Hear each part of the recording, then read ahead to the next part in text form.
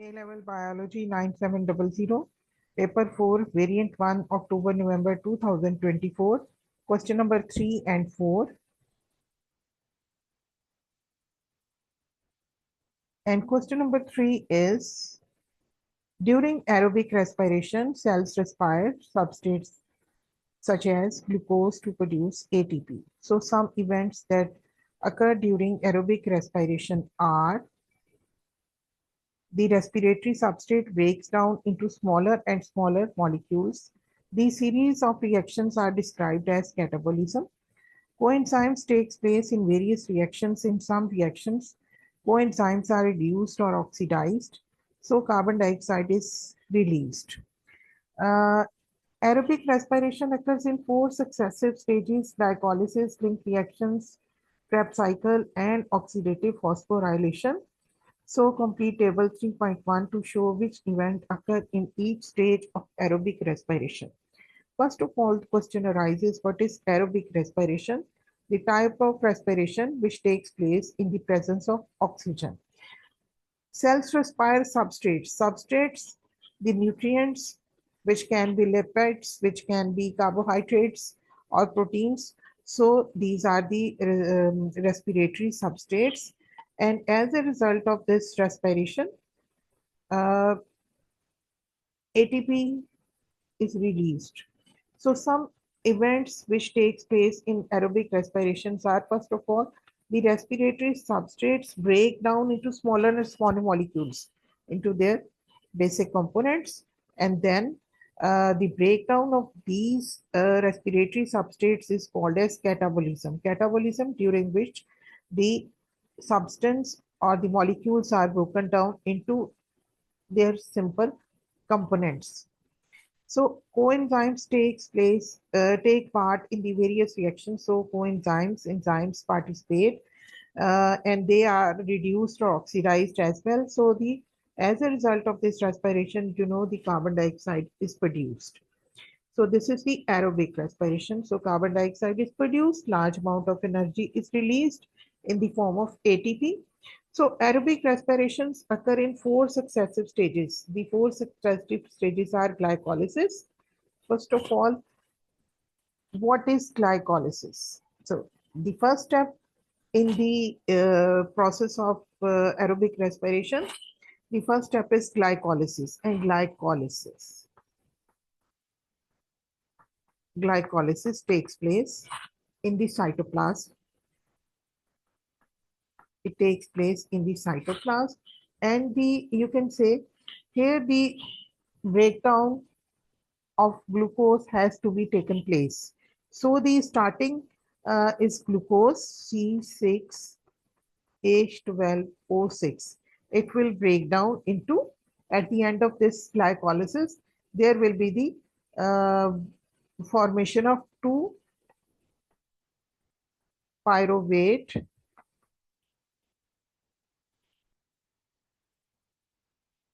and 2 ATP and 2 NADP. So these are the results of glycolysis. After the glycolysis, there is the second reaction, which is called as the link reaction.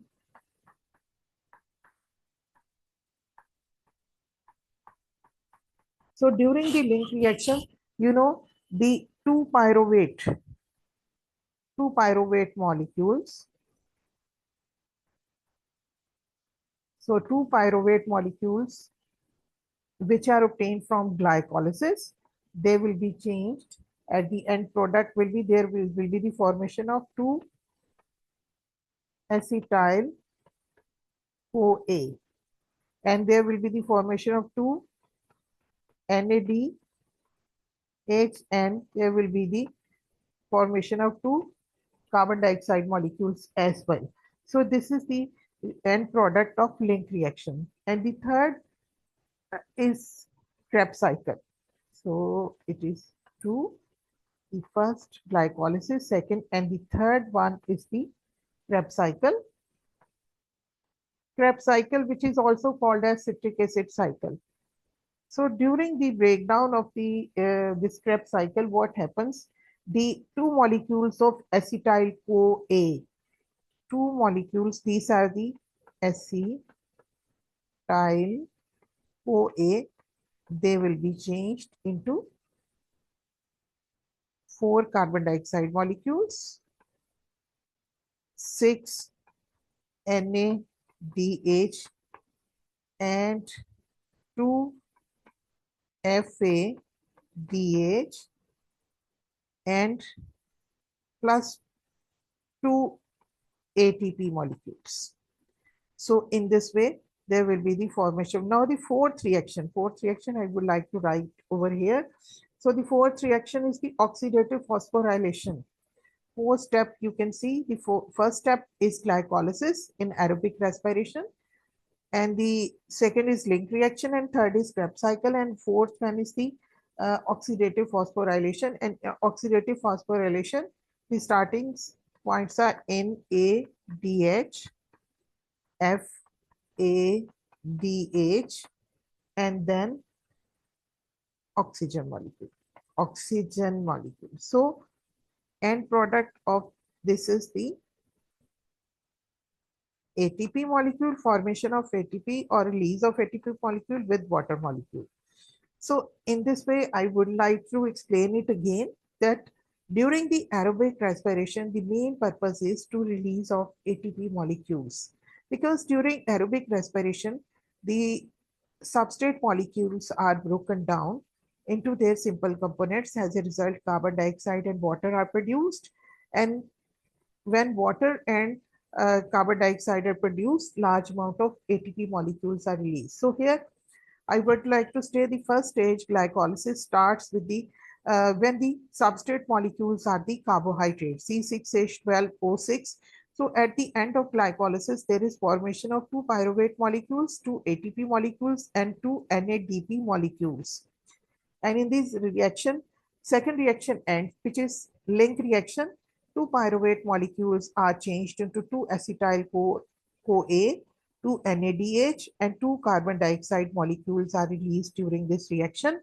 And the third is stage is the, or the third phase, you can see the Krebs cycle, which is also called as citric acid cycle. And during citric acid cycle, there the 2 acetyl CoA, which is the end product of link reaction, it is changed into formation of 4 carbon dioxide molecules, 6 NADH molecules, and 2 FADH molecules, and 2 ATP molecules. And in the fourth reaction, NADH, FAD, and oxygen is there. So as a result of this, formation of ATP and water molecule takes place. Now, the next question is in front of us. Let me move towards that question. So they have asked, we have to complete that the event catabolism. It means the breakdown of molecules into smaller units which occur in all stages of respiration. So whether catabolism takes place in all stages or not, we have to complete this table. And second is coenzyme reduced or oxidized. So coenzymes is reduced or oxidized. So the coenzymes which are in this system, in this aerobic respiration, NAD and FAD. So they play a role in oxidation reduction reactions, especially in the link reaction, Krebs cycle, and oxidative phosphorylation. So these are the coenzymes NAD and FAD which are involved in the process of aerobic respiration. Then third one is coenzyme forms a covalent bond with the respiratory intermediate. So this mainly occurs in the it occurs in the link reaction where coenzyme A binds to an intermediate acetyl groups to form acetyl-CoA. Here you can see on screen 2 pyruvate molecules. So when coenzyme A, it will bind to acetyl-CoA. So there will be the formation of acetyl-CoA over here. So it means it happens in this reaction. Which one? In the link reaction. The fourth is carbon dioxide is released. Yes, carbon dioxide is released in the link reaction. You can see this one in the link reaction, and then into the and then to form a hair, you can see in the Krebs cycle as well. So it in both of these reactions it takes place. Now, I'm with this, I would like to, so catabolism takes place in glycolysis, yes, and in link reaction and in Krebs cycle and oxidative phosphorylation, there is no catabolism. Next, oxidation of NAD and FAD, which are the coenzymes.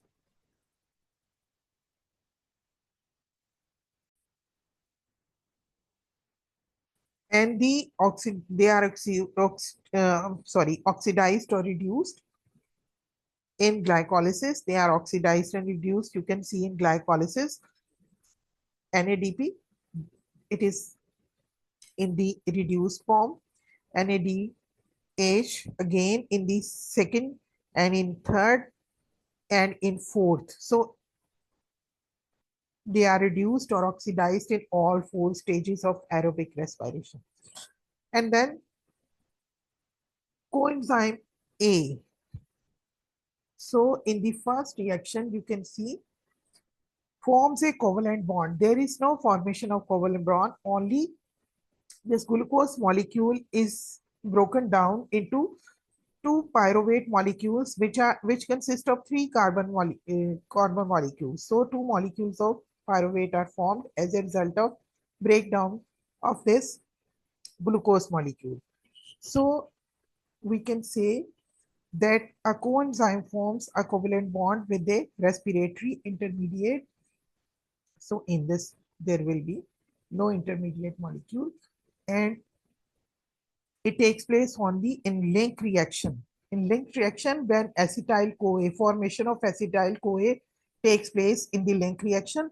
So it takes place only in link reaction. It will not take place into Krebs cycle and oxidative phosphorylation. You can see, which I have written on the screen. It is clear. I have explained all the things. Now the last is the carbon dioxide released.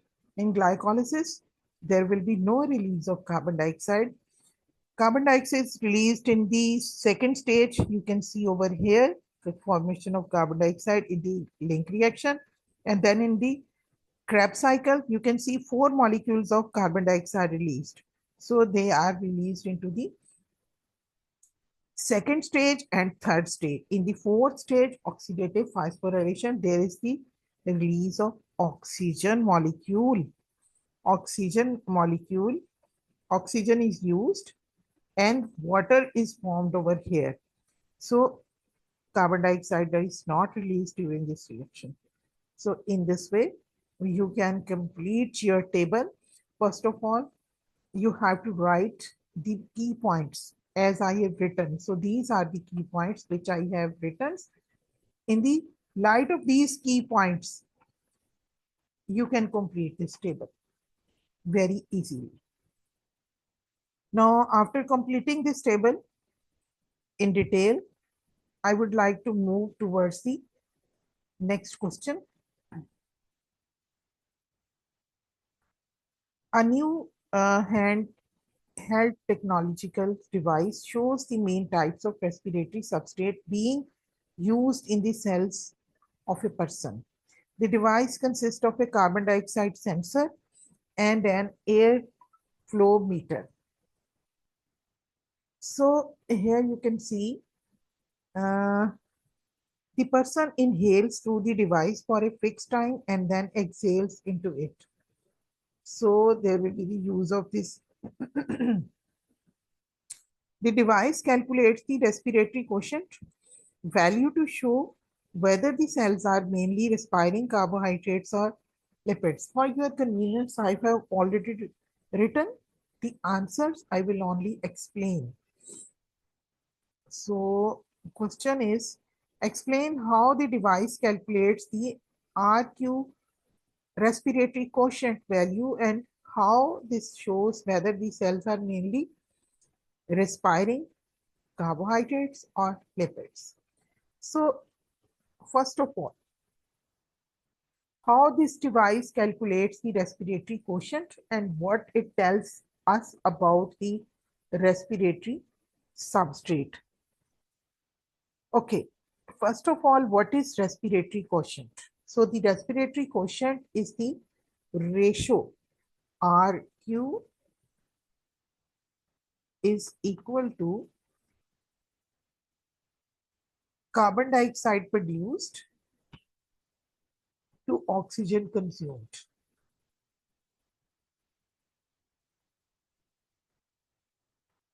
Volume of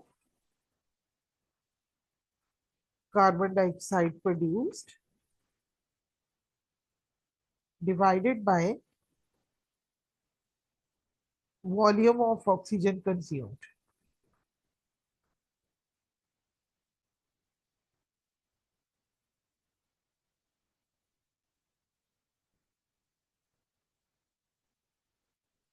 So this is the respiratory quotient, formula for respiratory quotient. Now, the RQ value provides, what is the, you can say, uh, the RQ value provides insight into the type of fuel the body is primarily using for energy. So here in this case, whether the cells are mainly respiring carbohydrates or lipids. So first of all, how to calculate the PQ respiratory quotient? Formula is there, I have given. So first of all, the person inhales through the device for a fixed period. This is a device. Then airflow meter measures the volume of oxygen inhaled. First point for this measuring the inhale and then through the device.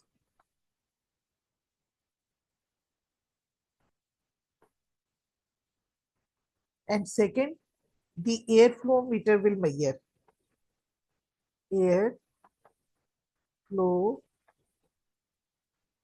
meter measures the volume.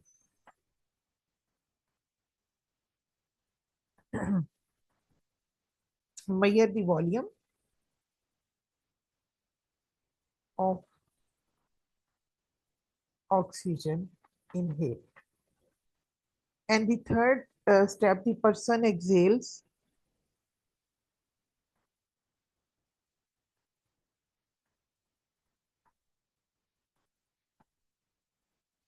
Person exhales. And number 4, the airflow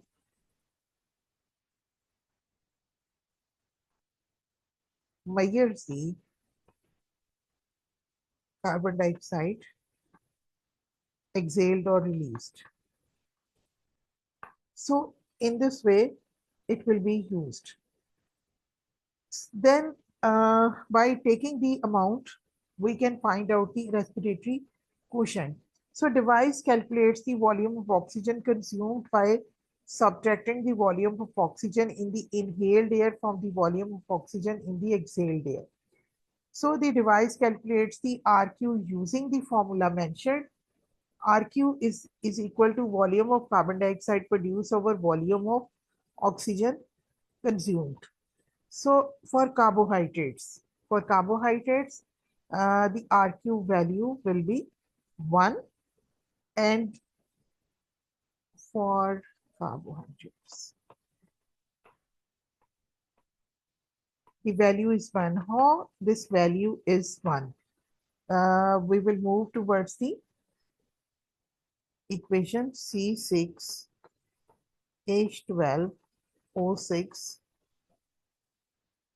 plus 6O2 and there is formation of 6 carbon dioxide molecules plus 6 water molecules. So here you can see 6 carbon dioxide and 6 oxygen. 6 oxygen and 6 carbon dioxide. 6 carbon dioxide molecules are producing and by consuming 6 molecules of oxygen. So RQ for carbohydrates will be 6 by 6 is equal to 1. And it means the respiratory quotient for carbohydrates is 1, whereas for lipids it is, you can see, C6, H32 and O2 plus 23 oxygen molecules, and there will be formation of 16 carbon dioxide molecules plus 16 water molecules. So the RQ value here will be the 16 carbon dioxide and 23 oxygen molecules are consumed. So it is equal to 0.7. So in this way, I would like to say the RQ value is close to, in case of carbohydrates, the RQ value is close to 1 and an RQ value is close to 0.7 in lipid molecules. So in we can say the device measures the volume of oxygen consumed and carbon dioxide produced during respiration to calculate the RQ values. This value is then used to determine whether the cells are primarily respiring carbohydrates or lipids. You can see. So in this way, the airflow meter will tell us how the respiratory quotient is used, how to calculate it, and then with I can see that I have to show you how this respiratory quotient can be found out after measuring with the help of the given device. So answer is already written, but the explanation which I have done right now, you can check it over there. H2O. So how to calculate. So I have written these in this for carbohydrates and this is for lipids. You can find out the RQ values. So the answer which I have written, the device calculates the volume of oxygen consumed by subtracting the volume of oxygen in the exhale air from the volume of oxygen in the inhaled air. So the device calculates the RQ using the formula, and I have written the formula as well. Formula has been written. So the RQ is approximately 1. How to calculate the 1?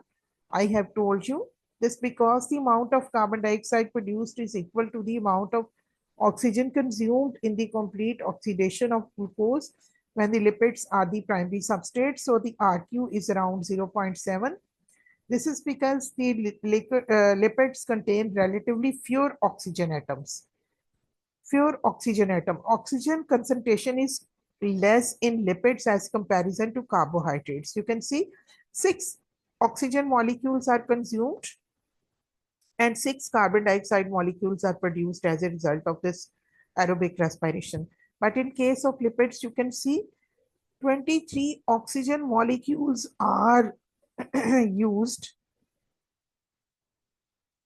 and as a result, the 16 carbon dioxide molecules are produced.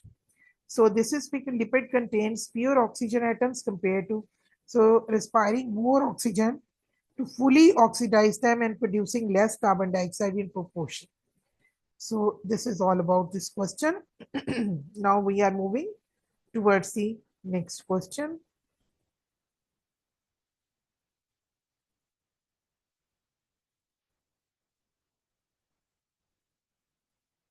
Next question is, State the difference in the relative energy values of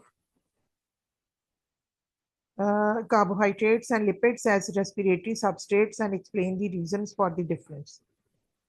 Uh, Already told you that respiratory quotient, less oxygen molecules are present in lipids as comparison to carbohydrates. So lipids provide approximately, uh, if we talk about the lipids provide approximately 39 kilojoules per gram of energy. It means they release more energy as comparison to carbohydrates. So the carbohydrates provide approximately 17 kilojoules per gram of energy. So therefore, first of all, the difference is in net energy values. So they are uh, 17 kilojoules by the carbohydrate and uh, whereas for 39, the difference will be, we can see 39 minus 17, it will be equal to 22 kilojoule per gram. It means the difference between two energy values is equal to 22 kilojoules per gram.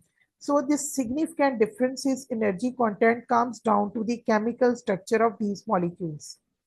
So lipids are far more reduced than carbohydrates. Reduced in this context, we can say that they have a higher proportion of carbon-hydrogen bonds. These bonds store a lot of energy. So the lipids have more carbon-hydrogen bonds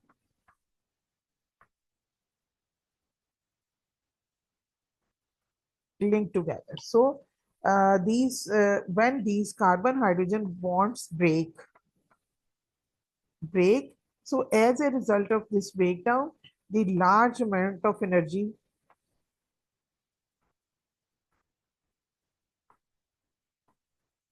is released. So carbohydrates contains more oxygen atoms relative to carbon and hydrogen. You know, in lipids, there are carbon, hydrogen, oxygen ratio. It's not 1:2:1. It is carbon and hydrogen molecules are greater in number as comparison to oxygen. So oxygen is in very smaller uh, concentration and hydrogen is in higher percentage, due to which there is the formation of more carbon hydrogen bonds. But in case of carbohydrates, when we talk about the carbohydrates, you know, the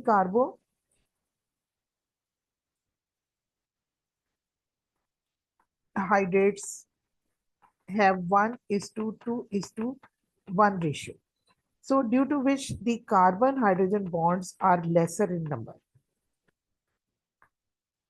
due to which less amount on breaks down. When they break, the less amount of energy is produced.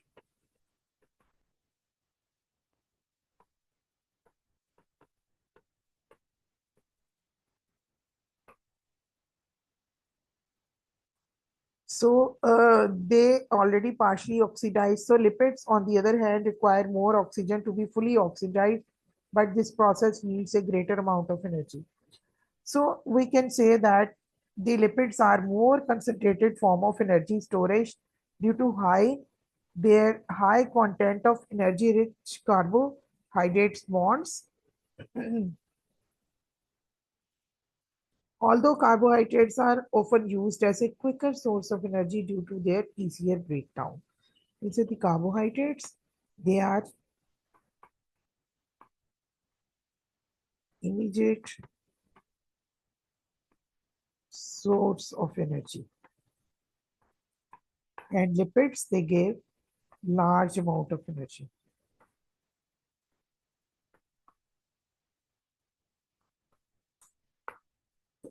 Due to these carbon and hydrogen bonds.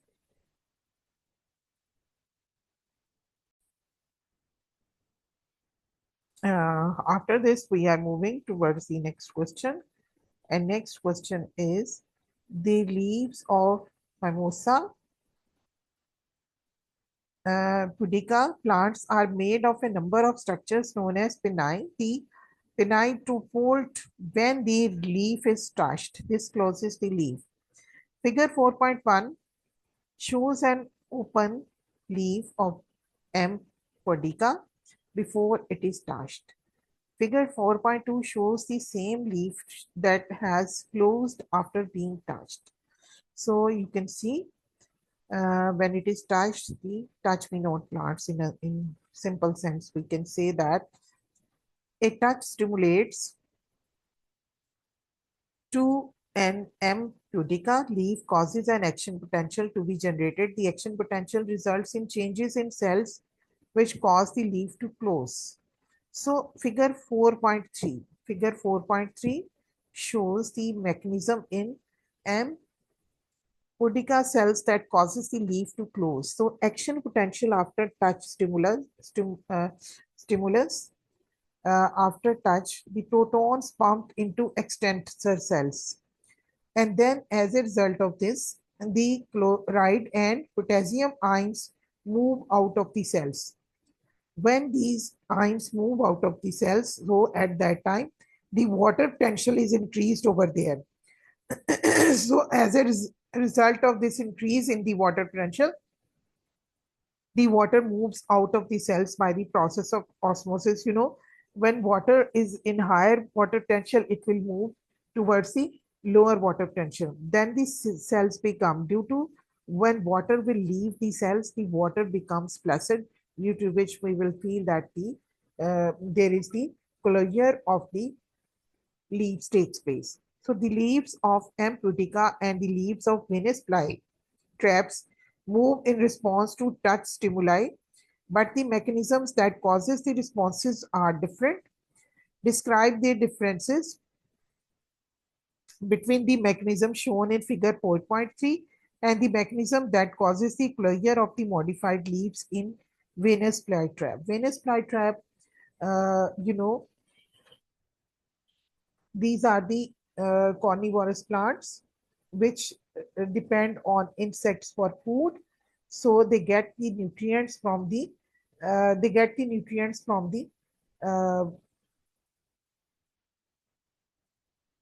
from these insects. So here we have to describe the differences between them, between both of them. First of all, I have already explained how the action potential is produced in pudica or in the Mimosa pudica. So action potential, first of all, the production of action potential, first the difference, and then the promotes pumps into the extensor cells, and then chloride and potassium ions are also moved off the cells. When these ions are moved out of the cell, then water potential is increased due to increase water potential. The water will move outside, and due to which the loss of the turgor pressure will take place. As a result, uh, loss of turgor pressure, and due to which the cells become flaccid. So this is the mechanism which takes place in the Mimosa pudica.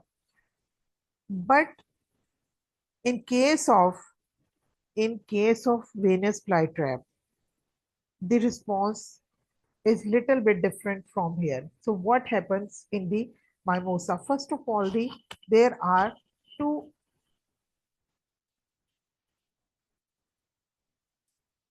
trigger hairs are present.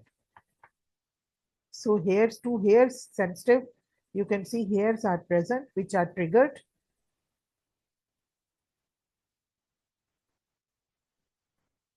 Of hair,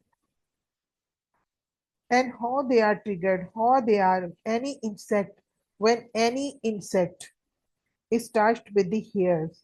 So what happens then in a short period for the trap to, you can say, you can say these are the modified leaves. So triggering here, they are stimulated, and after the triggering of these two, after a short period, the trap to be closed. So this prevents the trap from closing on non-prey items like raindrops.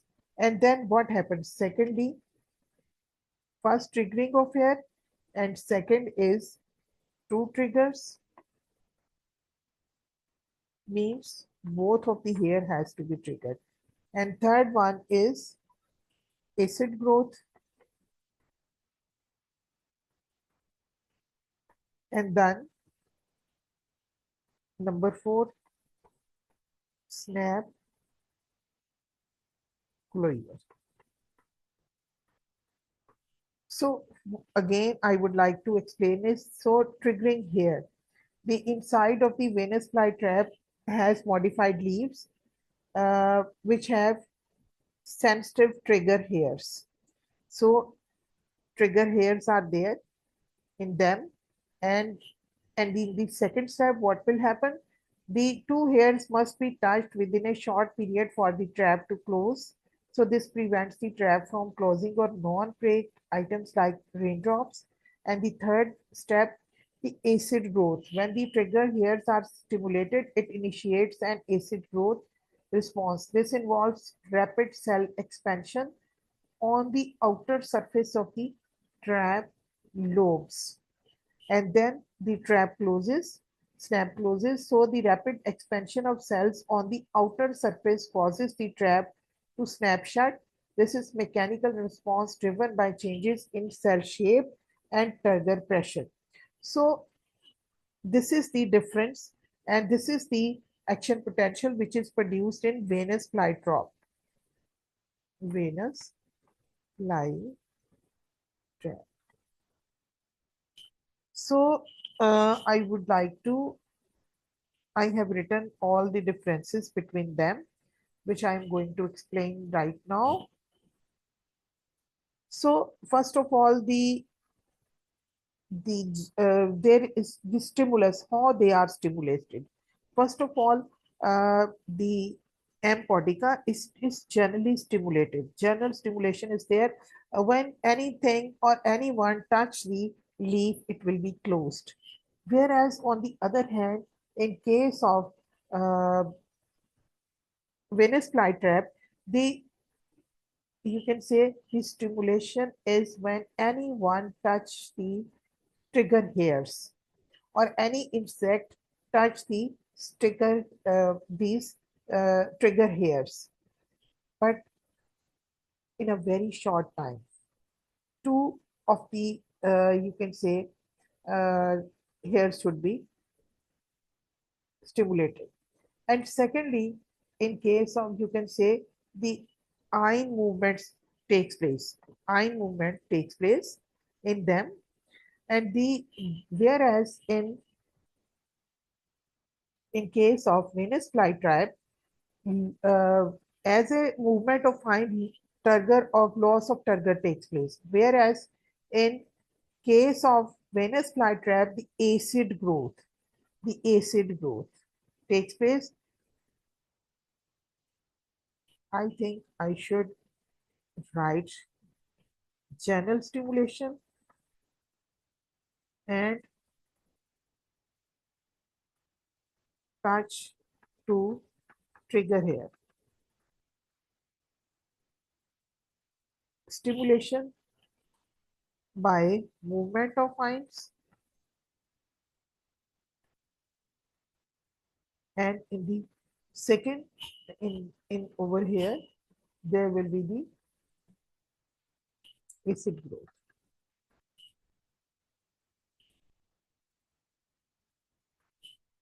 And then reversibility. It will reversible after a period.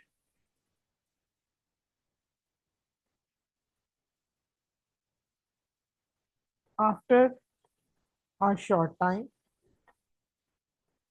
Whereas in Venus flytrap, after digestion, after uh, digesting the insect. So then you can say, what is the purpose? Defense and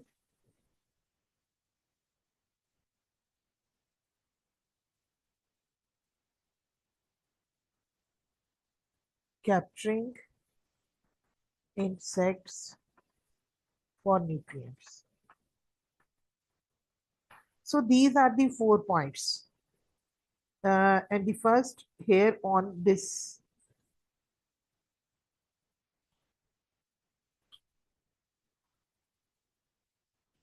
how they are stimulated,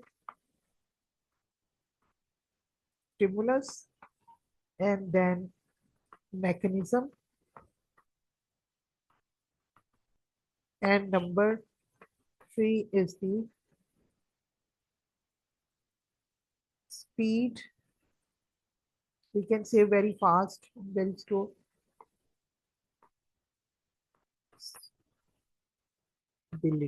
Reversibility, and fourth one is the purpose.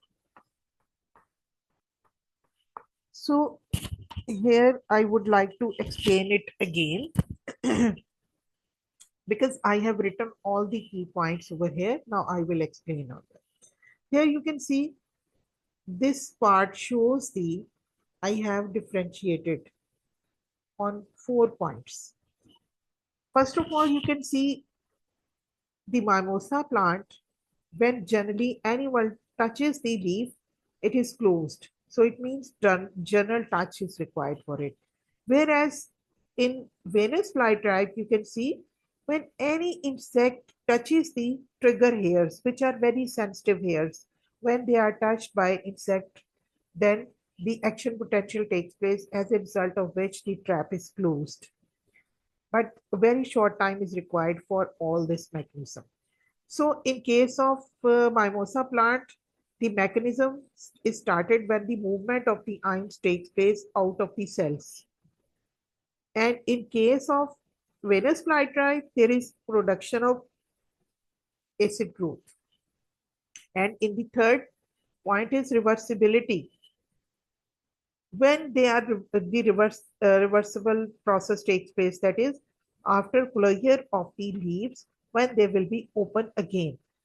In case of mimosa plant, they will be open after a short time. Whereas Venus flytrap, they will open when the digestion of that insect which they have trapped, it will be open and the waste products will be ejected out. And this reaction is, and the purpose, what was the purpose for it? Why mimosa plant was, leaves were closed? To save itself, to defend itself. Whereas in the Venus flytrap, why they are closed? Actually, they have captured their prey. After capturing their prey, they want to digest that to get the nutrients. So after digestion, they will be open. So this is very fast process. So it takes place very fast, or you can see, uh, and otherwise you can say, and all these movements take place. I have written the answer as well, and I have explained as well. Now we will move towards the next question. The rate of photosynthesis decreases by 40% when the leaves of M. pudica close.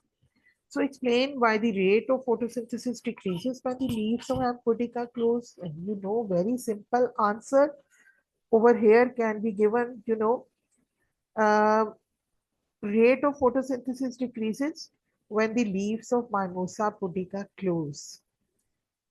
And reason behind, first of all, reduced surface area. Reduced due to surface area. And how the surface area is decreased, you can see when the leaves are open, they have more surface to capture the sunlight. When they are closed, they have less surface area to capture the sunlight. So in this way, the rate of photosynthesis decreases. When less light is captured, less light is there, the less process of photosynthesis will take place over there. And second, again, less light captured,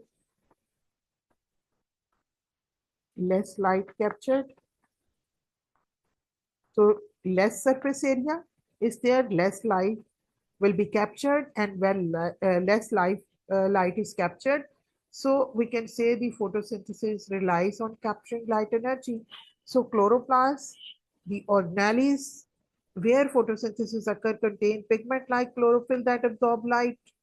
With a reduced surface area, less light can be absorbed. So the less process of photosynthesis will be takes place. Then reduced light dependent reaction. Reduced light dependent stage. And what happened in light dependent stage? Photolysis take place. Water is splitted into oxygen and hydrogen molecules. So during this stage, the light energy is used to split water molecules. ATP is produced and NADPH is also produced. So they are essential for the Calvin cycle for the light independent stage in which the formation of carbohydrates takes place. So when there is less light, there will be less light dependent stage. And one more point we can discuss, that the reduced carbon fixation. The reduced carbon fixation. So the Calvin cycle, which is a stage in photosynthesis, so uses ATP and NADPH from the light dependent stage in the first stage.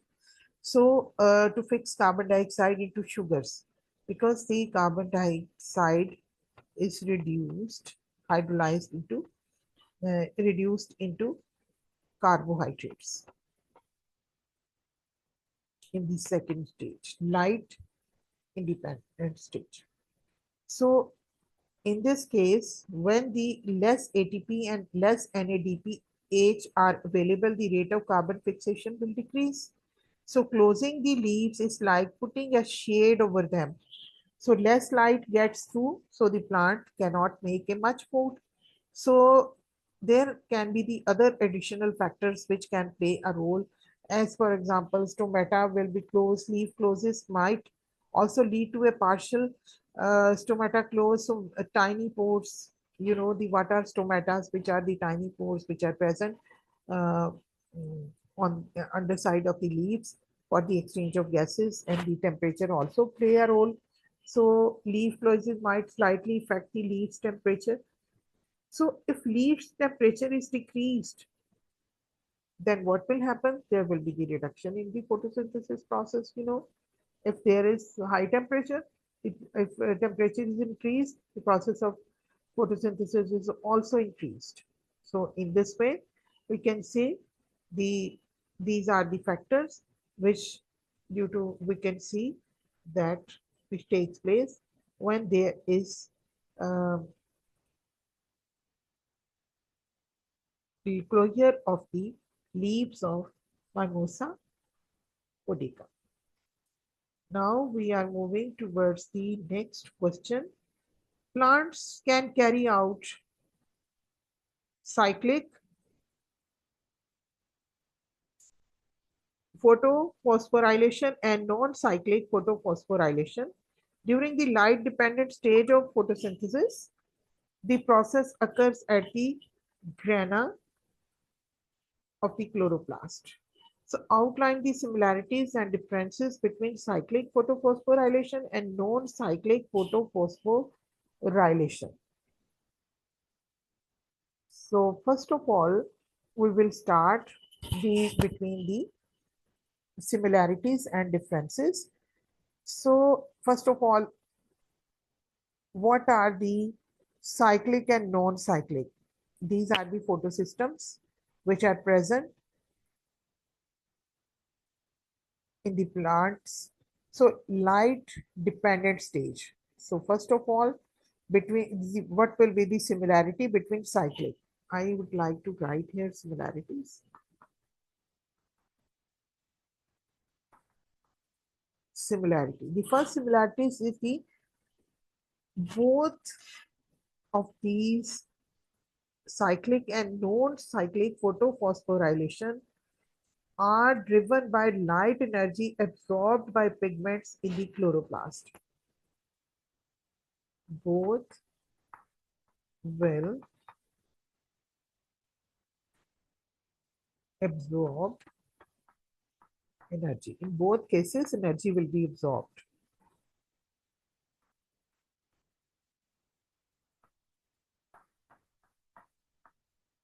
In both cases, the energy will be absorbed. And then secondly, the electron uh, transport chain both involve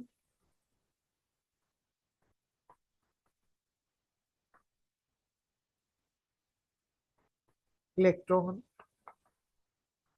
transport chain.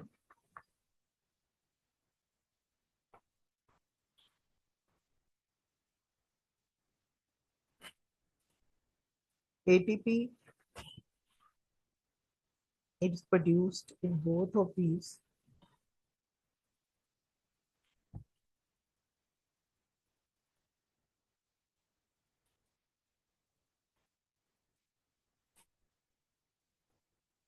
ATP is produced in both of them. So both occur in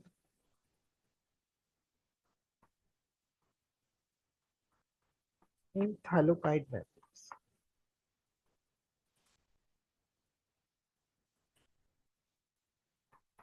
Thylakoid membrane. And then both involve photosystems.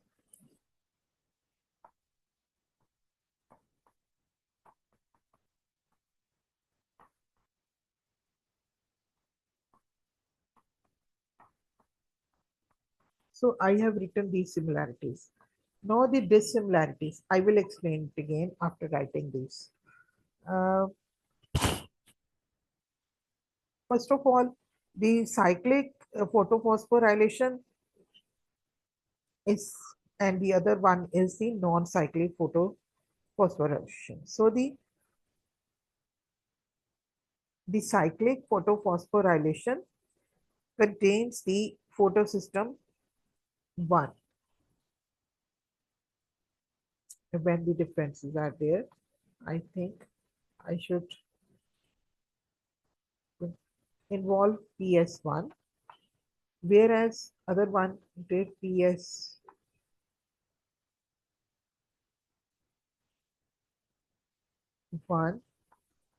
and 2 both.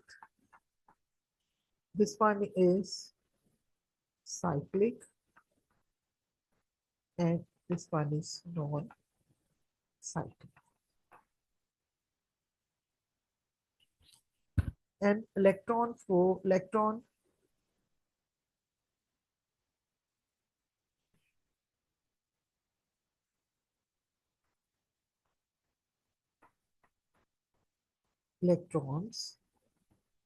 cycle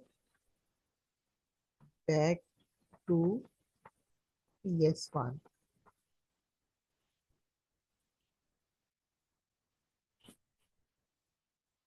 Whereas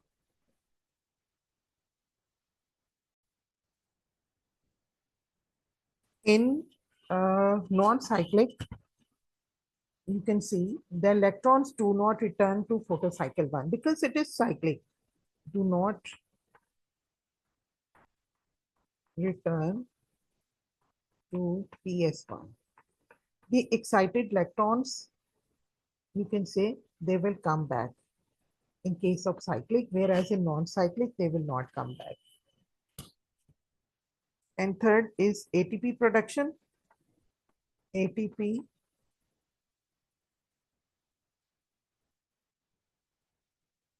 produced by chemiosmosis.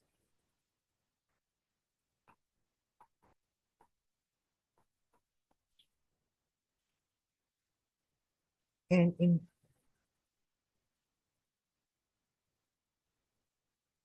produced. And next is NADP production.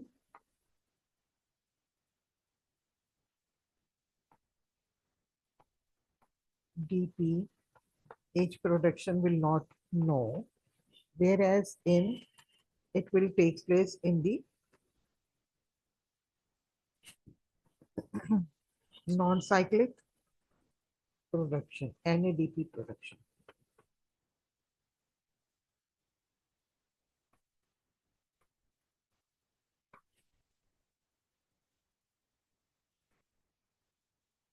No oxygen released. But in this case, oxygen will released.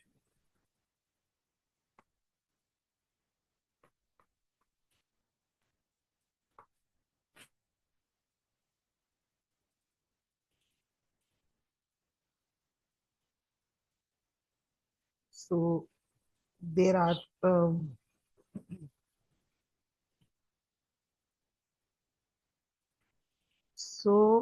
before explaining it again, I would like to say something about. So cyclic photophosphorylation is a short loop that only makes ATP without producing NADPH or oxygen. Whereas the non-cyclic photophosphorylation is the main pathway making both ATP and NADPH while also releasing oxygen. So plants are both processes because the Calvin cycle needs more ATP than NADPH. So non-cyclic and cyclic, both of these photophosphorylation are involved in the formation. So first of all, I have to write the similarities. I have written these. Both will absorb energy, and then both involve electron transport chain.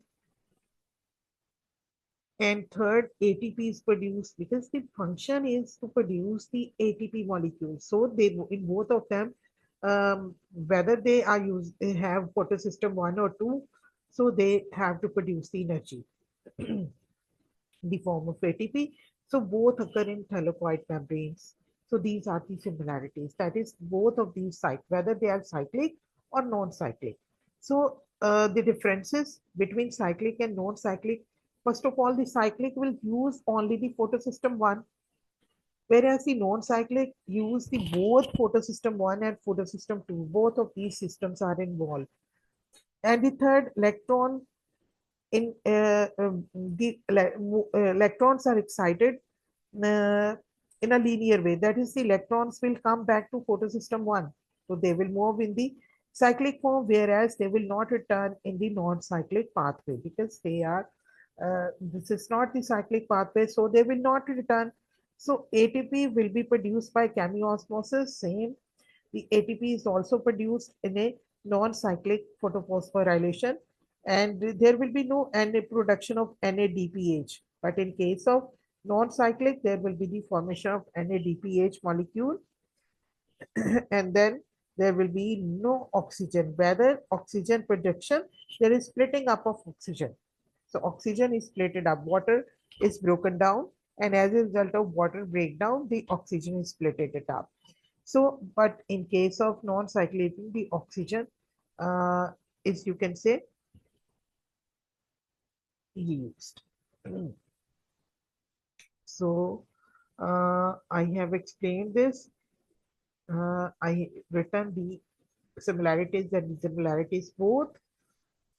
So, I think with this, it was all about the question number 3 and 4. In my description, I am going to write my email ID. In any problem, in any question, you can mail me, you can send me a mail, and you can ask any question. I can send you my contact number as well. You can ask anything. But please don't forget to like, share, and subscribe my channel. Thanks for watching.